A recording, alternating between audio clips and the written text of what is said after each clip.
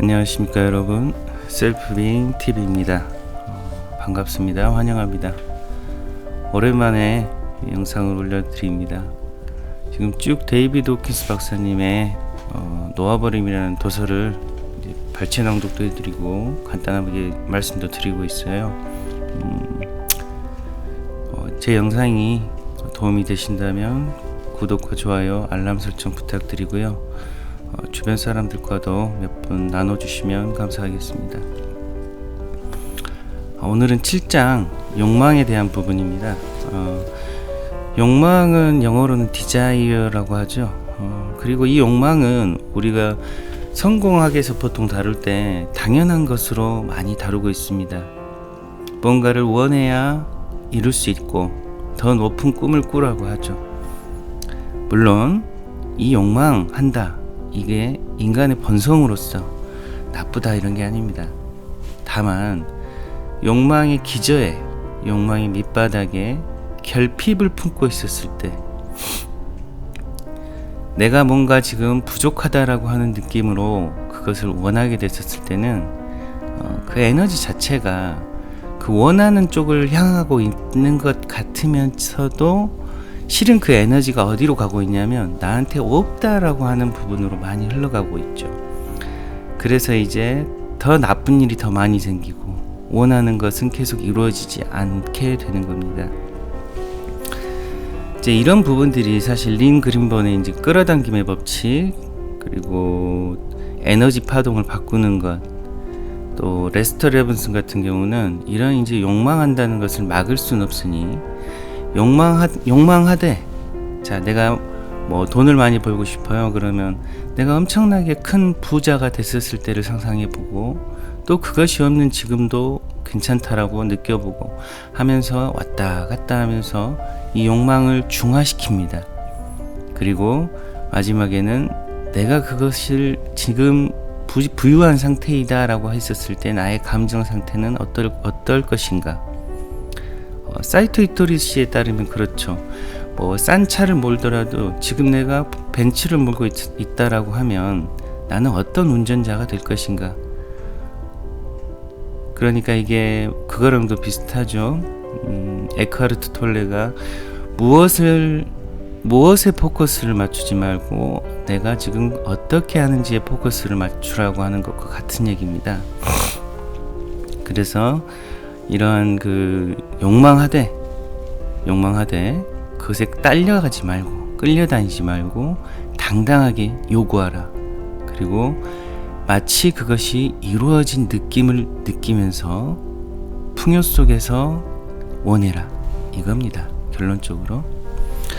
자, 그럼 간단하게 낭독을 해드리겠습니다. 7장 욕망이라는 감정은 어떤 사물이나 사람에 대한 가벼운 바람에서 강박적이고 투지 넘치는 갈망에 이르기까지 양상이 다양하다. 또한 욕망은 탐욕, 집착, 갈구, 부러움, 시샘, 애착, 수집증, 몰인정, 고착, 광분, 과장, 과욕, 이기심, 성욕, 소유욕, 통제, 미화, 불만족, 물욕 등으로도 나타난다. 절대로 만족이 안 되고 절대로 충분하지 않으며 꼭 가져야 한다. 바로 이 느낌이 결핍의 느낌입니다, 여러분. 이 감정의 기저를 이루는 특징은 사로잡힙니다. 욕망의 영향 아래에 놓이면 자유는 끝난 것이다. 왜 그럴까요? 자유는 매인 게 없는 겁니다. 그런데 욕망 영향 아래 놓인다는 것은 이미 자유가 끝난 거죠. 매인다는 겁니다. 욕망에 지배되고 욕망에 휘둘리고 욕망의 노예가 되고 욕망의 코가 꿰인다.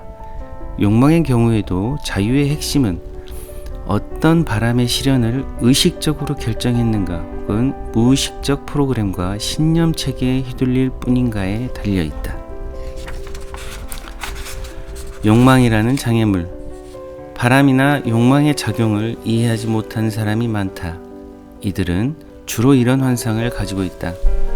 원하는 바를 얻으려면 그것을 욕망하는 수밖에 없다. 욕망을 놓아버리면 원하는 바를 얻지 못할 것이다. 그러나 실제로는 그 반대가 진실이다. 욕망, 특히 갈망 같은 강한 욕망은 원하는 것을 얻는데 장애로 작용하는 경우가 많다. 결핍 상태에서 원할 때 일어나는 겁니다. 이유가 무엇일까? 사실 삶에 어떤 일이 생기려면 먼저 선택을 해야 한다. 벌어진 일은 의도가 낳은 결과다. 즉, 그렇게 되기로 결정한 것이 먼저다. 삶에서 생긴 일은 욕망이 있음에도 불구하고 생긴 것이다. 어떤 것을 욕망하면 사실 그것을 이루거나 얻는데 장애가 되기 때문이다. 뭔가를 욕망한다는 것은 말 그대로 내게 없음을 뜻하기 때문이다. 제가 말씀드린 결핍의 에너지가 간다는 거죠. 즉, 어떤 것을 욕망한다고 말하는 것은 그것이 내 것이 아니라고 말하는 것이다.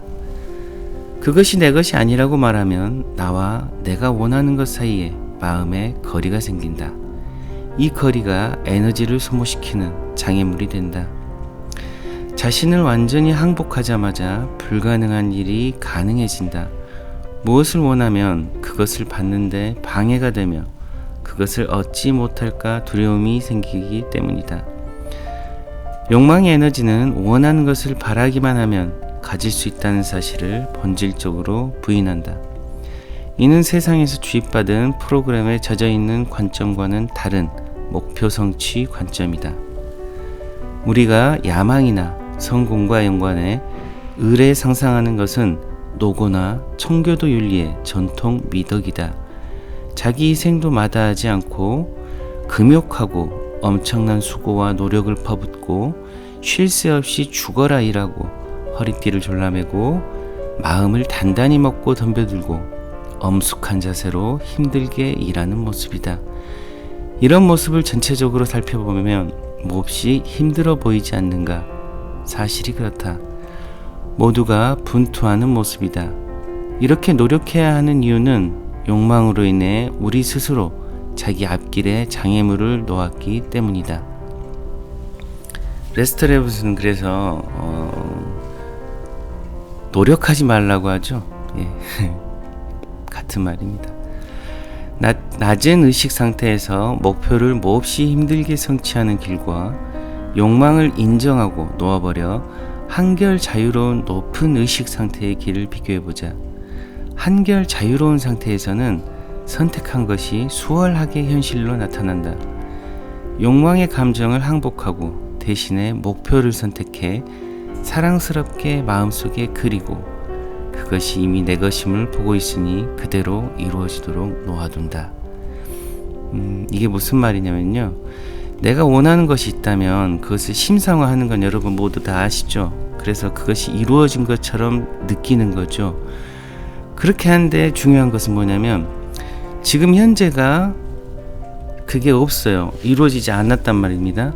그런데 어떻게 그렇게 느끼냐고 항상 물어보시죠.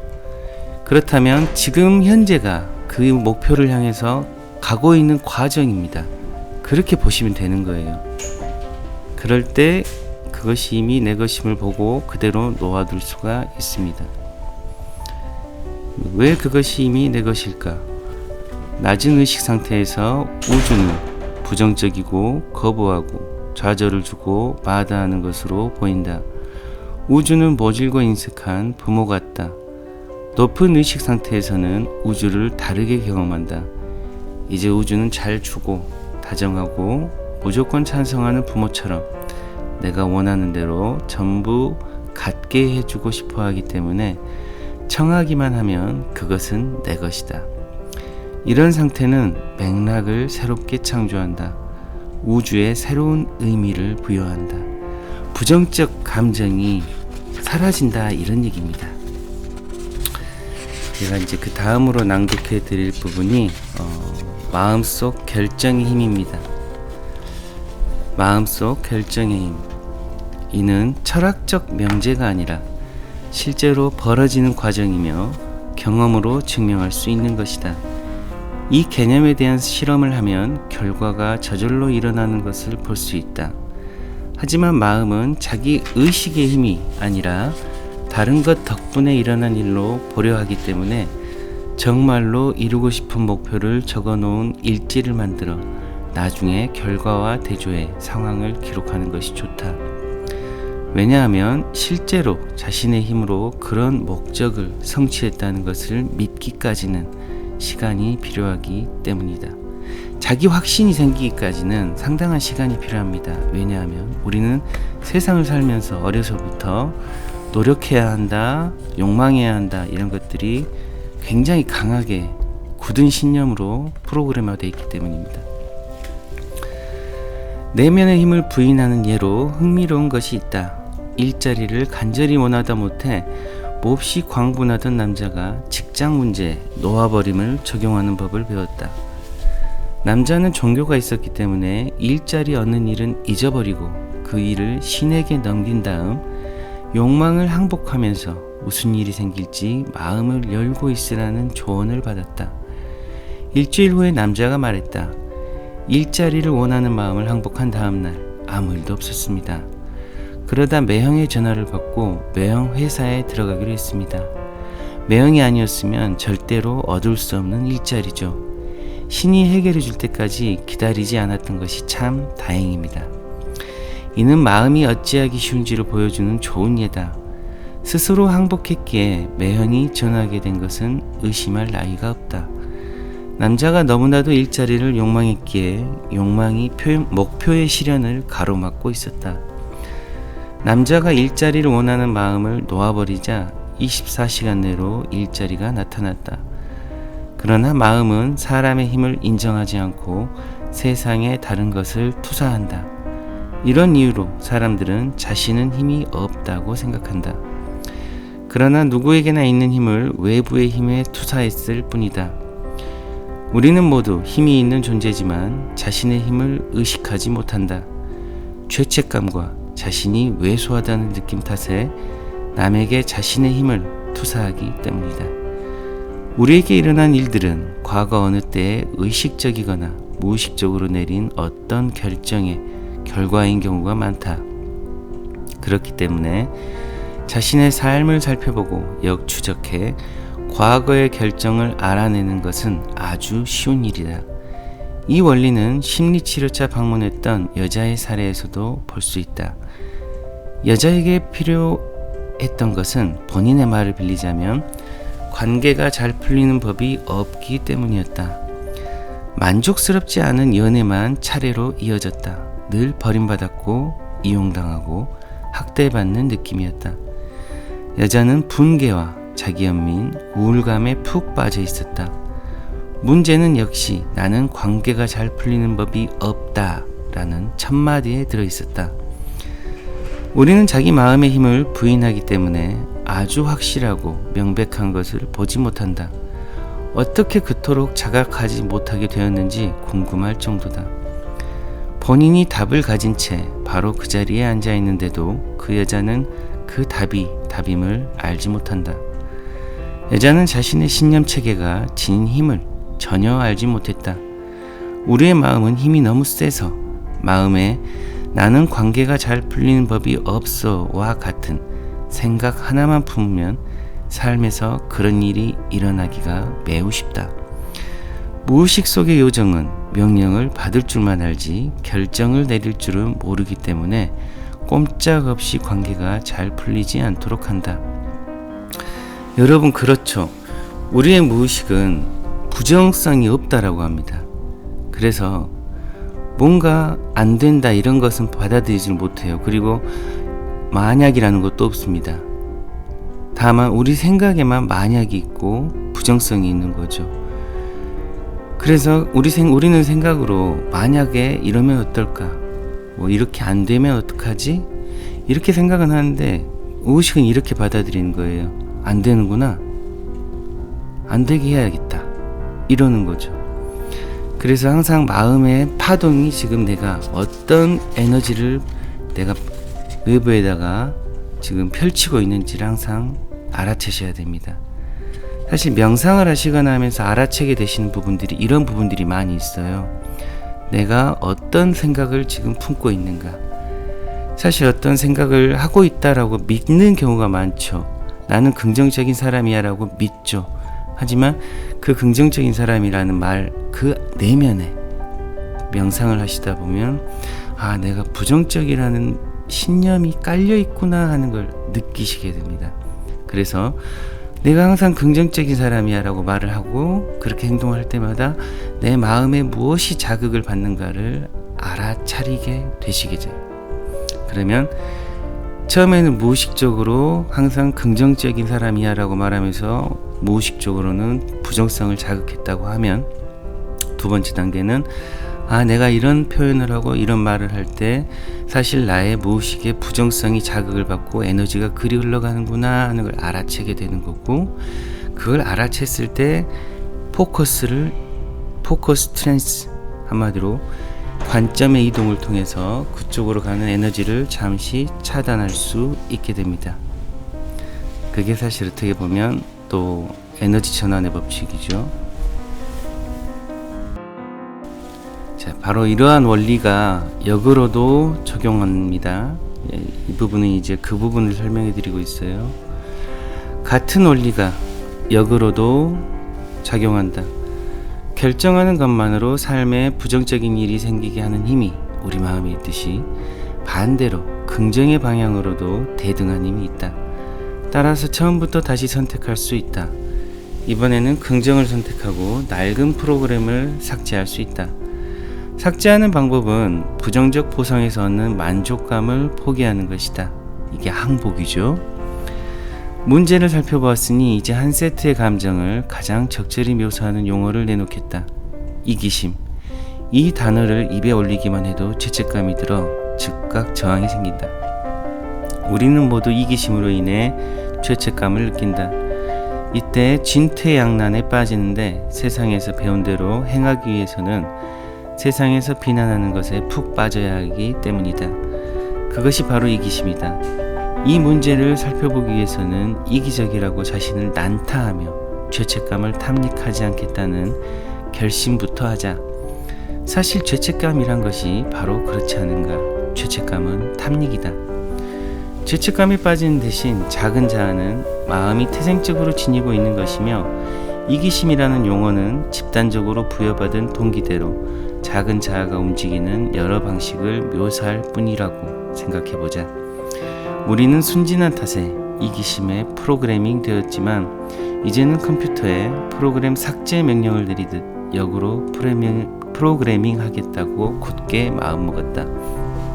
이기심을 놓아버리려는 이유는 죄책감 때문이 아니다. 이기심이 죄이기 때문이 아니다.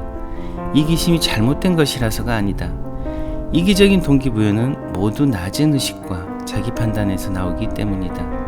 더 정확히 말해 이기심을 놓아버리려는 이유는 단지 이기심이 비현실적이기 때문이다. 왜 그럴까요?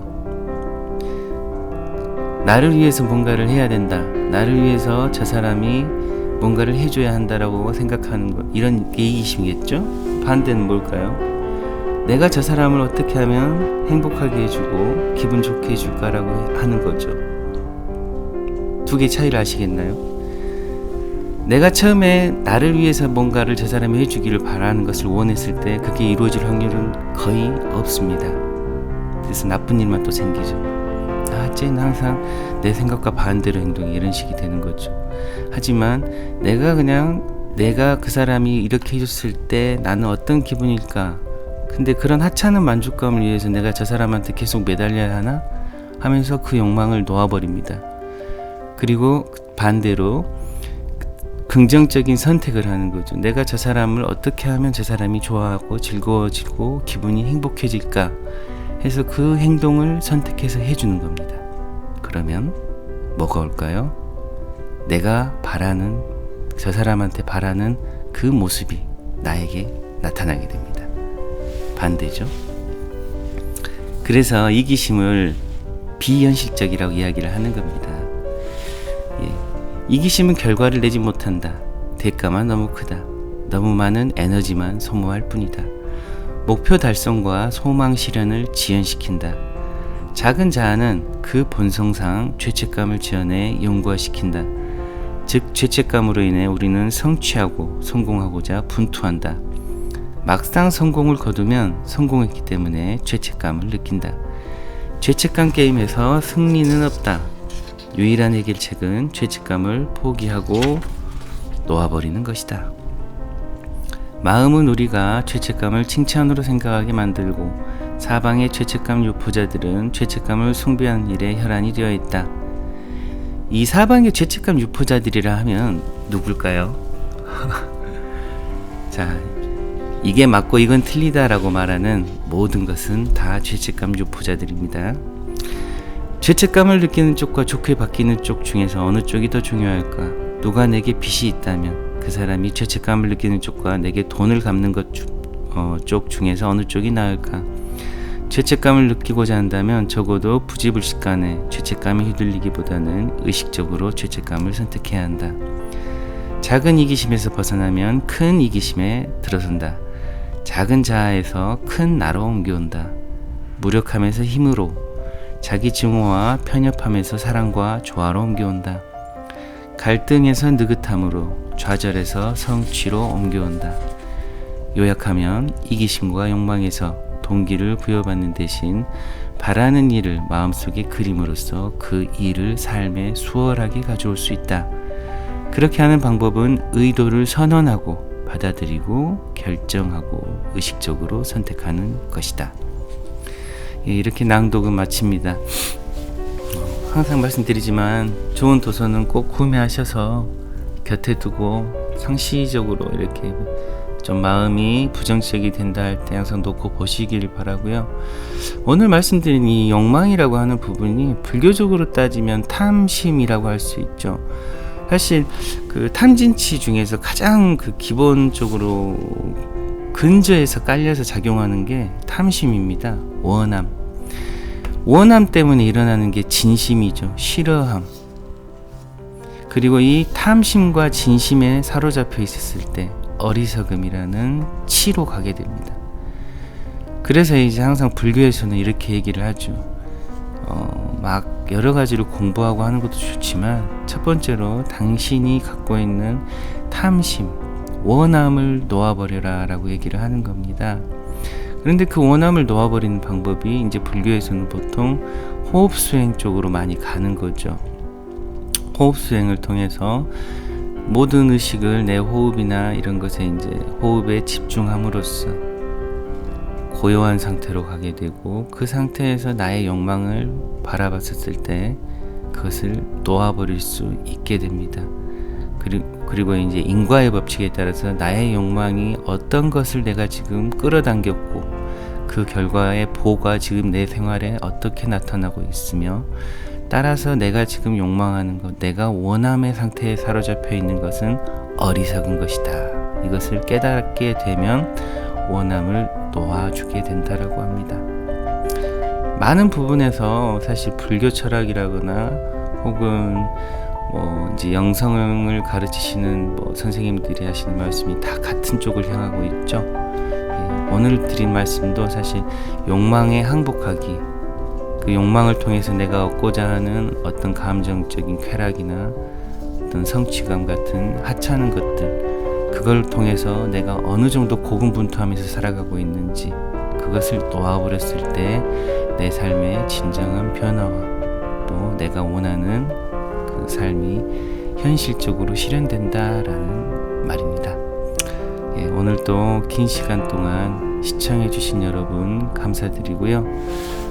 다음 장에서는 저희가 항상 많이 느끼는 8장 분노에 대해서 말씀드리도록 하겠습니다.